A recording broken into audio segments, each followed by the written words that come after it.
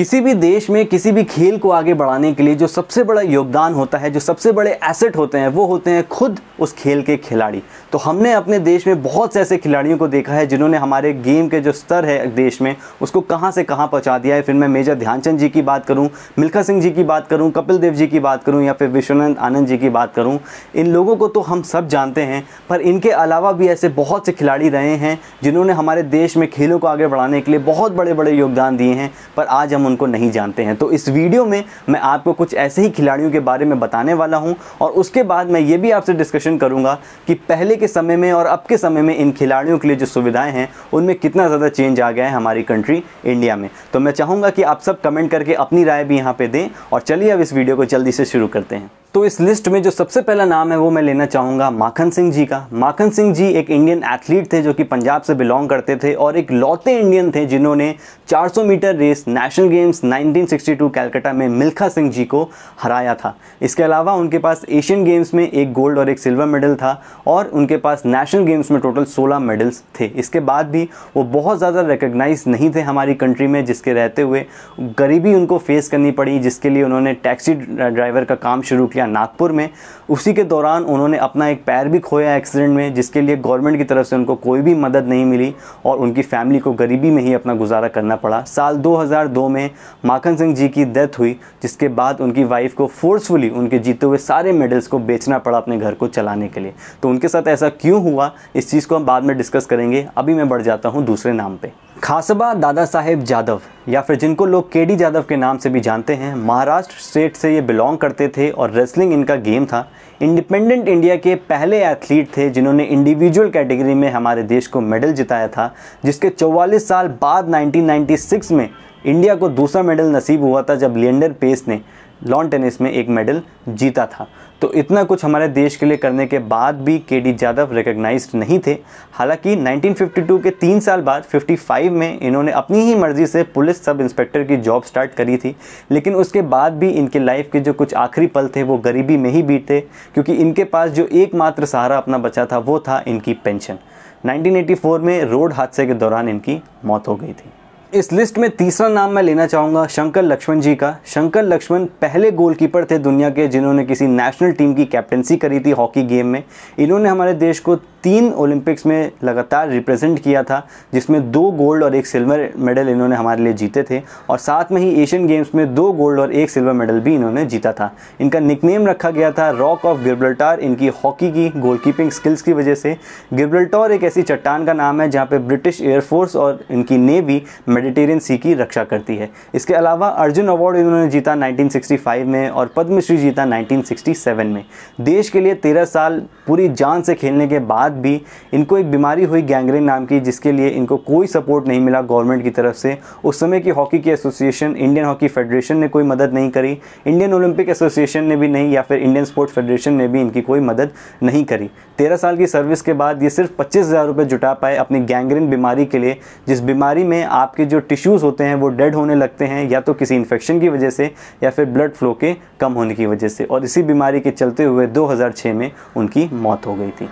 इस लिस्ट में चौथा नाम मैं डालना चाहूँगा शांति देवी जी का। शांति देवी बिहार की एक कबड्डी की खिलाड़ी हैं जिन्होंने साल 1982 और 1983 में बिहार को नेशनल चैम्पियनशिप जिताने में बहुत बड़ा योगदान दिया था और 83 और 84 में इन्होंने बिहार टीम की कैप्टनसी भी करी थी। जिसके अलावा ये 30 से ज़्यादा चैम्पियनशिप्स में बिहार को रिप्रेजेंट कर चुकी हैं और अनगिनत बार इन्होंने बिहार को अलग अलग टूर्नामेंट्स में या फिर अलग अलग टीम्स को रिप्रेजेंट करके चैम्पियन बनाया है। अगर मैं अभी की बात करूँ तो शांति देवी जी जमशेदपुर की एक वेजिटेबल मार्केट में सब्जी बेच के इस समय अपने 4 बच्चों का पेट पालती हैं और इनके 2 बच्चे घर चलाने के लिए इस समय काम कर रहे हैं। शांति देवी जी से जब पूछा गया कि क्या आप अपने बच्चों को कबड्डी गेम में आगे बढ़ाना चाहेंगी, तो इस सवाल को सुनते ही उन्होंने साफ मना कर दिया कि मैं अपने बच्चों को इस हाल में नहीं देख सकती हूँ जिस हाल में इस समय मैं हूँ।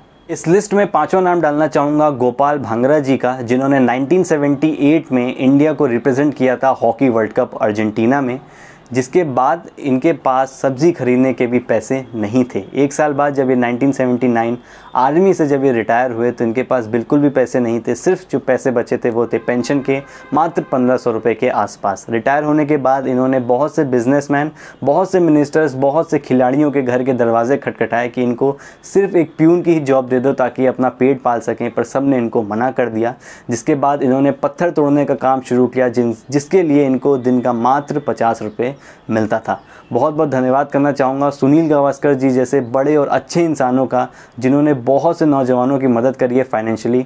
सुनील गावस्कर जी ने ही गोपाल जी की मदद करते हुए महीने का इनको 7500 रुपये देना शुरू किया, जिसके बाद इनकी लाइफ सुधरी। हालांकि वो एक चैम्प्स फाउंडेशन के अंदर था, ये सुनील गावस्कर जी का कोई पर्सनल अटैचमेंट नहीं था। एक फाउंडेशन के अंदर आते हुए इन्होंने उनकी मदद करी थी, पर उस मदद से भी गोपाल भांगरा जी की लाइफ बहुत ज़्यादा सुधरी। अगस्त 2021 में लंबी बीमारी के चलते हुए गोपाल भांगरा जी की डेथ हो गई है। तो ये थे कुछ खिलाड़ी जो मैंने आपको बताए। इनके अलावा भी बहुत से ऐसे अनसंग हीरोज़ हैं जिनके बारे में हमको नहीं पता है, पर इनका योगदान बहुत बड़ा रहा है हमारे खेलों के लिए। जब मैंने लोगों से जानना चाहा कि आपको क्या लगता है क्यों नहीं ये रिकग्निशन है इन लोगों के पास, तो लोगों का जो बहुत हद तक जवाब था वो था क्रिकेट की वजह से। हम क्रिकेट को इतना ज़्यादा सपोर्ट करने लगे हैं कि हम बाकी खेलों के खिलाड़ियों को भूलते जा रहे हैं। तो मैं इस बात के बिल्कुल ही खिलाफ़ हूँ, ऐसा बिल्कुल भी नहीं है। क्रिकेट को अगर रिकग्निशन मिली है, क्रिकेट के खिलाड़ियों को अगर रिकग्निशन मिली है, तो वो मिली है उनकी मेहनत, उनकी परफॉर्मेंस की वजह से। जब तक वो भी नहीं जीत रहे थे उनको भी कोई सपोर्ट नहीं करता था। आज हमारी क्रिकेट की परफॉर्मेंस ऐसी है कि हर देश का हर इंसान अपनी टीम को प्यार करता है और उसको सपोर्ट करता है। तो किसी एक गेम की वजह से, किसी एक गेम की नाकामयाबी की वजह से आप किसी दूसरे गेम को अगर दोषी कहोगे तो ये बिल्कुल भी गलत है। हालांकि एक बहुत बड़ा रीज़न मैं आपके साथ शेयर कर देता हूँ कि क्यों नहीं रिकग्निशन मिली थी इन लोगों को। तो साल 1982 में जब एशियन गेम्स हुए थे न्यू दिल्ली में, उसके पहले तक इंडिया के पास कोई भी स्पोर्ट्स के लिए पर्टिकुलर डिपार्टमेंट था ही नहीं गवर्नमेंट में, जो उनके पहले के प्लेयर्स को सपोर्ट कर सके फाइनेंशियली या फिर उनकी लाइफ के किसी भी पार्ट में। साल 2000 में जब हमारे पास ministry of youth affairs and sports आया, तब थोड़ी बहुत गतिविधियां बढ़ी हमारी कंट्री में और इन प्लेयर्स को रिकग्निशन मिलना शुरू हुई। जो हमारी स्पोर्ट्स फेडरेशंस हैं नेशनल, उनको कहीं ना कहीं एक सपोर्ट मिलना शुरू हुआ, क्योंकि उनके ऊपर भी अब एक डिपार्टमेंट आ चुका था। हालांकि ministry of youth affairs and sports 2000 में जब आई, उसके 18 साल तक उस कुर्सी पे, मिनिस्टर की उस कुर्सी पे कोई भी ऐसा मिनिस्टर नहीं बैठा जिसके स्पोर्ट्स में बहुत अच्छा पास्ट रहा हो। साल 2018 में कर्नल राज्यवर्धन सिंह राठौर, जो कि शूटिंग में मेडलिस्ट रह चुके हैं ओलंपियन में हमारी कंट्री के लिए, और एशियन गेम्स और कॉमनवेल्थ में भी उन्होंने बहुत सारे मेडल जीते हैं, जब वो इस कुर्सी पे बैठे तब बहुत सी चीज़ें अच्छी होनी शुरू हुई हमारी कंट्री के लिए। और आज के टाइम में जो हालात ये हैं कि हमारी कंट्री से कोई भी अगर अच्छा परफॉर्म करता है इंटरनेशनल लेवल पे, तो आज उसको रिकग्निशन मिलती है, आज उसको फाइनेंशियली सपोर्ट मिलता है। और हमारे पहले के जितने भी जनरेशन आने वाली है इन गेम्स में, वो इन सारी चीज़ों को देख के बहुत ज़्यादा मोटिवेट होती है अब, और इस चीज़ को समझ चुकी है कि स्पोर्ट्स में हमारा जो फ्यूचर है वो बहुत ज़्यादा सिक्योर्ड है अगर हम मेहनत करके परफॉर्म करना जानते हैं तो। बाकी हम भी अपनी तरफ से पूरी कोशिश कर रहे हैं कि आपको अवेयर करें, आपका साथ चाहेंगे इस चीज़ में कि आप हमारे वीडियोस को ज़्यादा से ज़्यादा शेयर करो, लोगों तक पहुंचाओ, लोगों को अवेयर करो और उनको बताओ कि स्पोर्ट्स फील्ड कोई गलत फील्ड नहीं है। अगर आप इस फील्ड में आते हो तो आपको शिखर पे जाने से कोई नहीं रोक सकता है, आपको चैंपियन बनने से कोई नहीं रोक सकता है अगर आप चाह लो तो। इसी के साथ इस वीडियो को ख़त्म करूँगा। Thank you so much for watching this video and stay safe.